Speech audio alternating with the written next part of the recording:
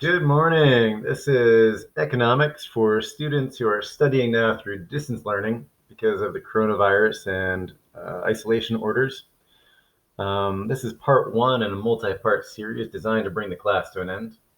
Today is just going to be a quick review of our most important graph up to this point, which would be the aggregate supply and demand graph. So let's go to the board.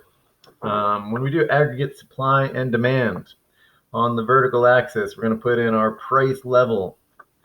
On the horizontal axis, we're going to put in real GDP. We have short-run aggregate supply sloping up and to the right, and we'll have aggregate demand down to the right.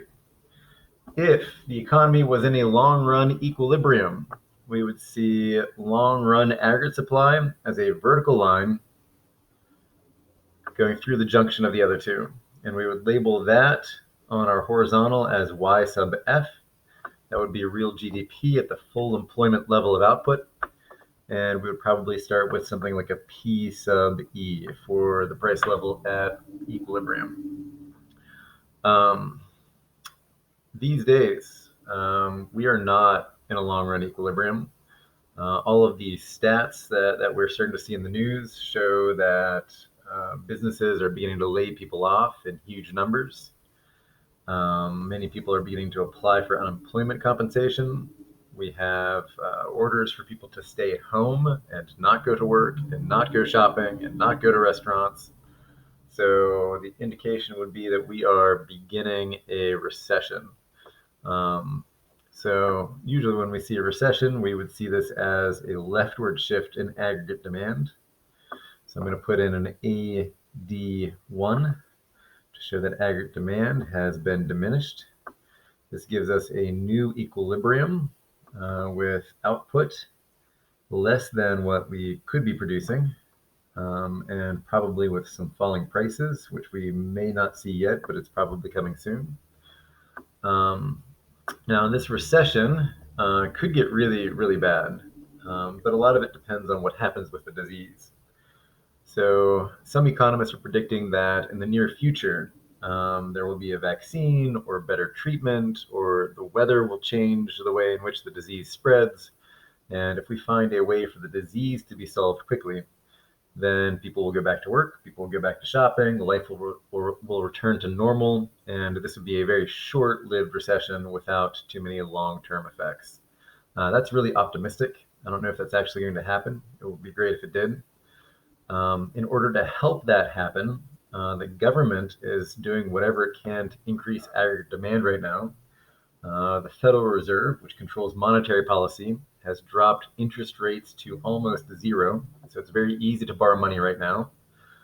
So in theory, people should take advantage of that and decide that now is the right time to buy a car or a house or start a business. But in reality, no one wants to buy a car or a house or start a business right now. So monetary policy has limits, especially in times as scary as these. So Congress is also trying to stimulate the economy. They recently passed a $2 trillion stimulus package with money for people in the form of checks coming to everybody and small business loans and some things like that. That's all designed to increase consumption and business spending. That would get aggregate demand back to the right more quickly if that's successful, but we'll see how that plays out. If things don't go well, if we continue to be in recession for 6 months, a year, maybe more, we will see the cost of production falling. Certainly, we'll have higher and higher levels of unemployment. Unemployed people will compete with each other to get back to work. That will drive down wages, and with lower wages, we will eventually see businesses hiring people and getting back to work and increasing aggregate supply as a result of the lower wages. Other inputs might also become cheaper too. I read in the news yesterday morning that the world is literally running out of space to store crude oil. People aren't driving anymore, and so the demand for gasoline and fuel is so low that we are out of space to store oil. As a result, the price of fuel is dropping dramatically. I saw yesterday I was able to get gas for $1.99. I can't remember the last time gas was that cheap. And in some parts of the country, gas prices are already dropping down to about $1 a gallon. As things like fuel become cheaper because nobody's using it, and as people accept lower wages, we would eventually see a short run aggregate supply shift to the right, which would bring us back into a long run equilibrium, but at a lower price level than what we initially began with. Someday we're going to end up back on our long run equilibrium.